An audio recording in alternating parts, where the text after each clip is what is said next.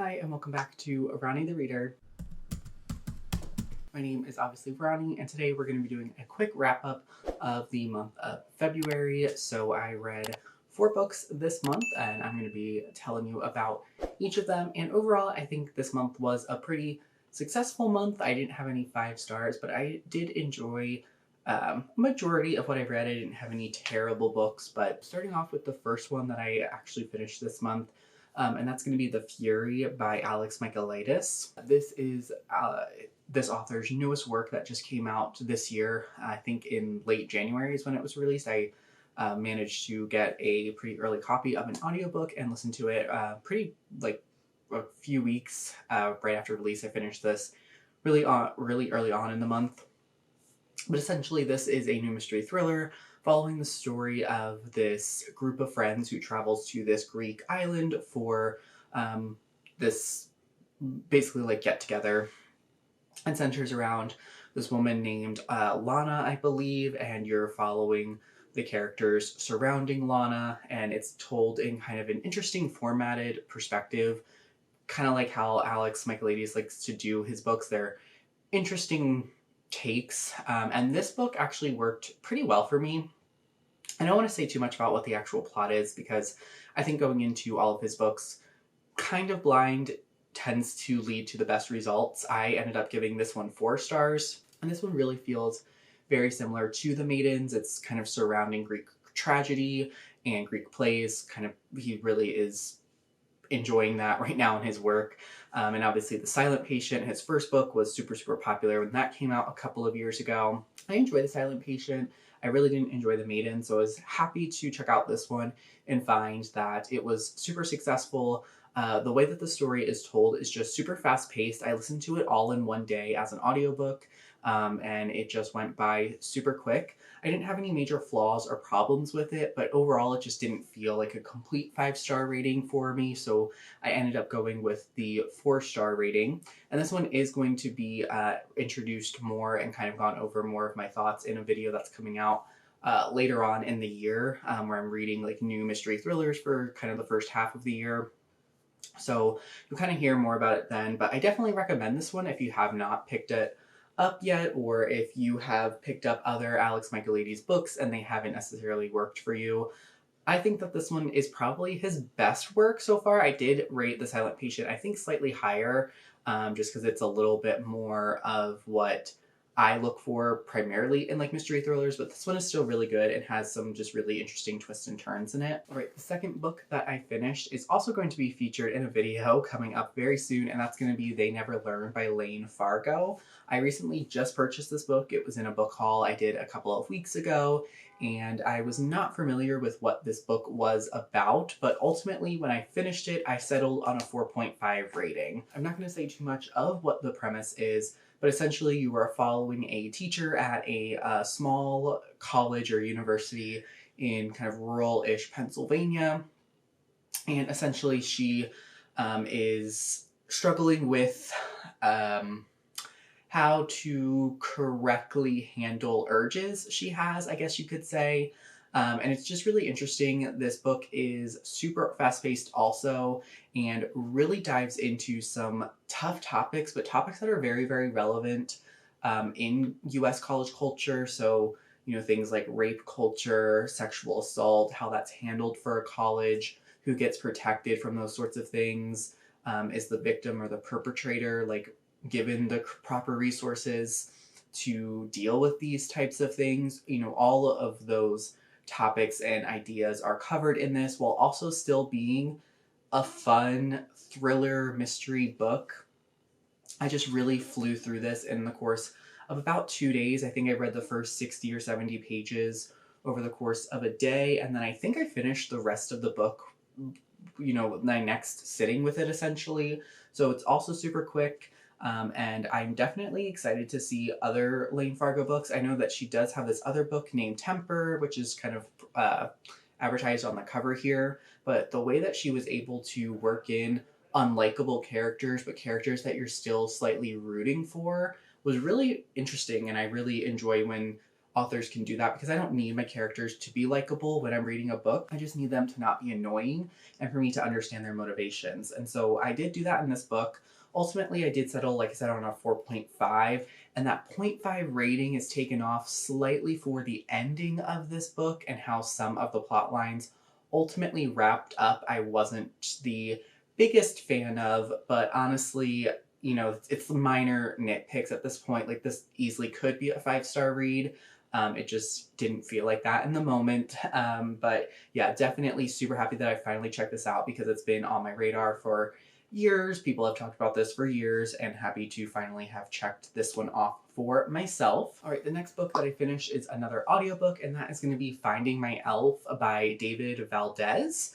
This is obviously like a Christmas-centered romance that I decided to read in February. But essentially, after I finished, actually The Fury in the first half of the month, I didn't read anything for a couple of weeks. And then I picked up They Never Learn and finished that super quickly. And so I was just looking for something slightly different that I could get through quickly. And so that's how I ended up just settling on this quick kind of male romance to read. And so ultimately, this was a 2.5-star read for me. The book follows our main character of, oh gosh, I can't even remember his name. Cameron is our main character's name. He is home for winter break after his first semester at NYU. He essentially is fallen on hard times. He comes from a single family household. He has a single dad, and he had a scholarship, and he's kind of failing his classes. And he ultimately ends up working this very intense and serious Christmas elf job at this brand new mall. And so ultimately, why I settled on a 2.5 rating, and I feel really bad because I don't know, sometimes I feel bad giving lower ratings when there's nothing like truly outstandingly awful with a book. But I just found myself getting severely annoyed with several parts and decisions made when writing this book. So the first is I just really dislike, and I've read it now basically 2 times in a row, where our main couple is not the main focus for a good half of the book. Like in this book, Cam, and this is a slight spoiler, so if you would like to skip ahead to the next book, feel free, but Cam broke up with his high school boyfriend named Leroy right before he went to college and went to school. And now that he's home for Christmas break, they like start flirting and hanging out, and they like kiss and go on like at least 2 dates with each other. He is also kind of like the main couple is with this other boy that he works with. And so when they just like don't have interactions, and this is a bit of an, I guess, an enemies to lovers, because Cam is kind of annoyed with our main love interest, which I'm also forgetting his name now at this point too, Marcos. I can't remember the character's name, and I just finished this 3 days ago. But yeah, so that trope annoys me of when they're not like, I don't know. I guess I'm just not a fan of like enemies to lovers, but like, I don't know. I was just annoyed with that. I also was annoyed with the whole like elf competition job that he was working. It was super intense for no reason. His manager just seemed to be so over the top for the sake of creating like a false sense of drama in this book, because he's interfering with like classic holiday traditions that Cam has with his dad, and he's taking up all of his time, and he has to do this so that way he can get like his bonus. Also, the bonuses and pay for this job is like ridiculous. Like, I'm sorry, no mall, whatever is going to be paying these people like that much money. So that just annoyed me. And then the ending was fine, but like, I don't know, it was like, oh, we're gonna be together forever. And it's like, maybe you are, maybe you could be, but it's just, I don't know, I feel like we didn't get there. I feel like you guys needed to end on like, we're gonna see how this goes, not like, oh, I love falling in love with you, basically. So yeah, I just found myself getting really frustrated and really annoyed with the character decisions and character motivations in this particular book. So I ended on a 2.5 rating. I probably would check out something else from this author if they ever do release another piece of work. I did round this up to a 3 rating on Goodreads, just because, like I said, it's not like terrible. There's not anything offensive. I just found myself being really annoyed with it. And so I settled on a 2.5. All right, and then finally, the last book that I read, I actually just finished this afternoon, and it's definitely outside of my comfort zone and kind of the normal books that I read, and that is Red Dragon by Thomas Harris. This is a Hannibal Lecter novel. It's like the first book in the Hannibal Lecter series. I think that this is the first published one. I think he published this first and then Silence of the Lambs, and then I think there is a third one published as two, which actually just might be called like Hannibal or Hannibal Lecter.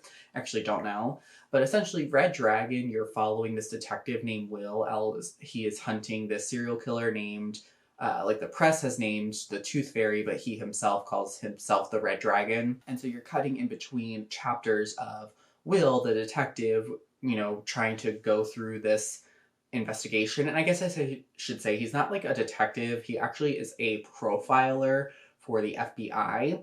And then you're also getting chapters from our characters or our killer's point of view as well. So like you as the audience know who it is. And mainly those chapters I think are there for like a slight horror and more of the thrillery elements. And I actually liked that aspect because sometimes I do enjoy getting to see like the killer's motivation and behind the scenes. I will say this book is definitely tough to get through at times. I listened to it as an audiobook, and there definitely are some descriptions that are a little bit tough and definitely out like sourced language or like no longer good. This book was originally published in 1981, and I think the edition that I ended up listening to as an audiobook was released and produced later, I think in 2000. So I think it was slightly updated because the movie was coming out. This was written a long time ago, and it's not an excuse for like outdated language, but that unfortunately was just some of the common language used then. And there's no like derogatory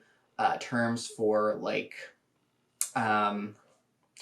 there's no racist terms, I should say, and there's no like violence for against someone in this book because of like their race or their disability or like their sexuality. But like the F word is definitely thrown around a lot. The R word is thrown around a couple of times. The C word is used as like an insult against our killer. And obviously the killer of the Tooth Fairy, Francis is the character's name, his first name. He comes from a very difficult childhood, difficult background, and you get those descriptions and you kind of go through that.